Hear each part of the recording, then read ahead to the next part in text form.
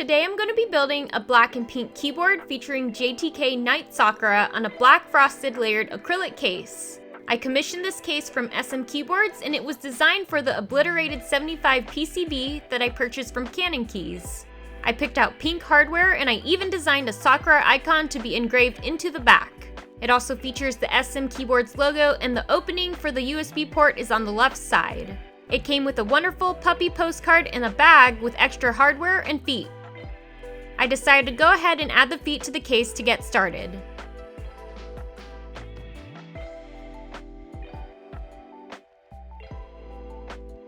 Next, I put down my rose pink American Haptics work mat to begin the build. I removed the PCB from the plastic packaging and plugged in a USB-C cable so that I could test it out and make sure it was working as it should. I opened up VIA, then I brought out my pink fine-tip tweezers from Stationery stash. I went along the back, touching the tips to each switch socket. I watched each key light up in VIA and found that the PCB was in good working order. Since the PCB is good to go, I brought out my stabilizers. For this build, I'll be using the Rev 3 TX stabilizers that was sent to me from Mino keys. I usually like to use screw-in stabs, but I love trying out new products, so I was really excited to try these clip-in stabs out. These are manufactured by TX Keyboard and their design is supposed to be an improvement on cherry clip-ins to minimize wire rattle and prevent wire pop-out using the included stab stoppers. These stabs feature a double-shot stem with a palm outside and a TPU and palm mix on the inside. I disassembled the stabilizers and brought out my switch keys kit to grab a brush and 205G0 lube, as well as my Kinetic Labs palette. The process was pretty standard and I didn't have any difficulties lubing the housings and stems. They're also already pre-clipped, so all I had to do was reassemble them, and because I'll be lubing the wires with my grease syringe kit later on, the next step will be to add them to the PCB. As I mentioned earlier, these are clip-in stabilizers, so they were incredibly easy to install. It was very straightforward and I didn't need to apply very much pressure in order to snap them in. The kit comes with 12 stab stoppers and those were easy to add as well. They just go into little slots in the bottom of the stabilizers where they stick out underneath the PCB. These kits cost about $18 USD and you can get them in black or white. I had a pleasant time installing these and I definitely would love to use them again for future builds. I'm going with an ISO layout for this keyboard build, so I did have to place a stabilizer for that key sideways. I also grabbed the keycap for it just to make sure it was positioned correctly. Now that all the stabilizers are installed, here's what the PCB looks like. Before I lube the wires though, I wanted to get the case plate situated. I grabbed the case and used my Wowstick precision screwdriver to open it up. I pulled out the plate layer that I needed, as well as the plate foam that will go underneath. I put the rest of the case aside. For switches, I'll be using Cal linear switches, also sent to me from Mino keys. These were developed by the Infinity Key team, and they hold the title as the longest switch in the world. These are ultra-high molecular weight polyethylene switches, and they come in 4 colors. I went with the strawberry color to match the build. Since these are unlubed, I did lube them with 205G0 prior to beginning the build. I went ahead and added the switches to most of the plate. I only left openings for switches that will support anything above 1 unit because I wanted to make sure that the switches would be put into the correct position, and the best time to do that is while the plate is on the PCB. Now that most of the switches are in, I turn the plate over and place the plate foam on the bottom. Then I placed those layers onto the PCB, creating my PCB sandwich. I gently applied pressure to lock everything into place. I turned everything over once again and placed a few more switches into the slots where the stabilizers are. Because this PCB has flexibility for different layouts, I wanted to make sure I was placing the switches in the correct spots, so I put the keycaps I'm using onto the switches first, then added them to the PCB. I wouldn't want to accidentally solder the switches in the correct socket by just eyeing it. If you've kept an eye on my social media channels, you've probably noticed that I'm in the process of moving. Because of this, the table I usually solder at wasn't available, so I had to go outside for this portion of the build. Unfortunately, since I'm not set up for filming outside, I wasn't able to show this portion of the process, but it went quite smoothly and I didn't have any problems along the way.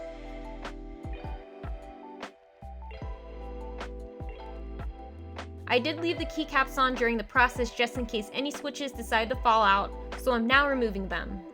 Just to make sure everything is working correctly after the soldering process, I plugged in my USB-C cable once again and used the tester and via.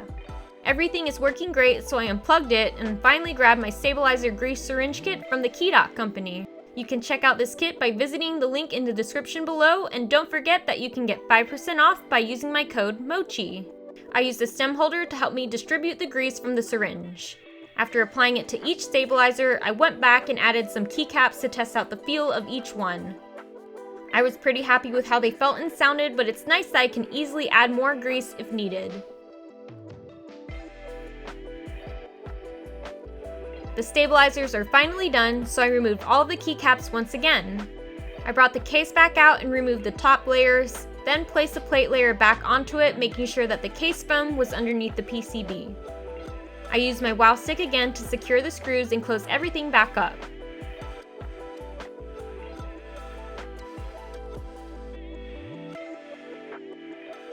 Here's how everything looks so far.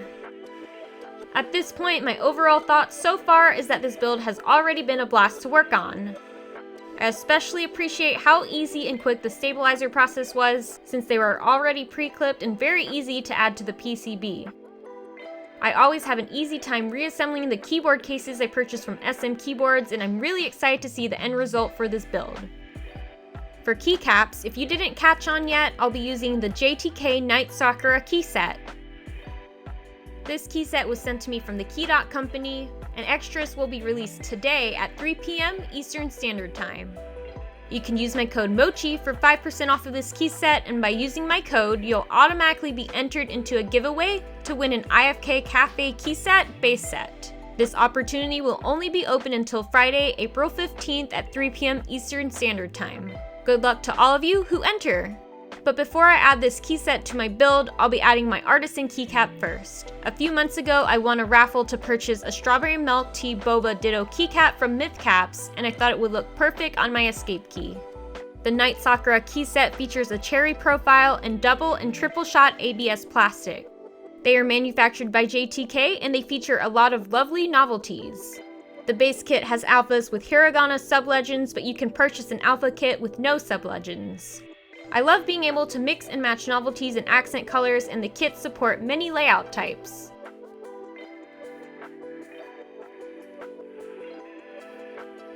After I finished adding all of my keycaps, I'm very stoked with how my new mechanical keyboard looks. I've been planning this build for a few months now, and it's always a great feeling to see the end result of something you've worked hard on. The switches feel so smooth, and I love the sound profile of the extra long stem.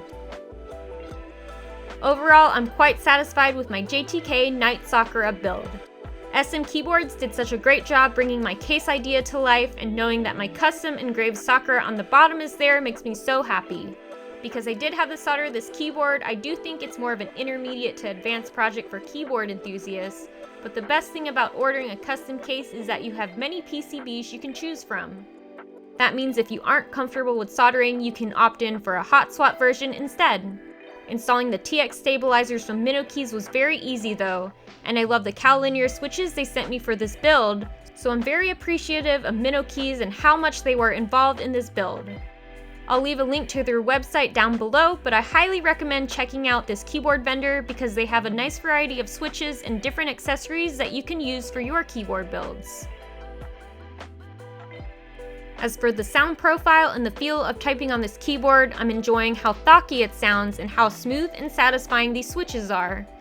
The stabilizers sound great as well, and there is no wire rattle to be heard.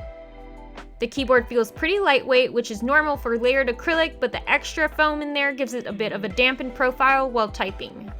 I've never mentioned this before, but I always edit my videos with the keyboard featured in the build video I'm working on, and I'm having a lot of fun using this one. This is actually my first keyboard with an ISO layout, and while the enter key is something I'll have to get used to, I love the way it looks and I don't think it'll take me very long to get used to it. If you liked this build overview or found it helpful, please give it a thumbs up and subscribe to my channel. I did take a little break this month so that I can begin the process of moving, but I'm excited to set up my new keyboard workspace and film more builds. Thank you again to SM Keyboards, Mino Keys, and the Keyset company for making this build possible, and thank you all for watching!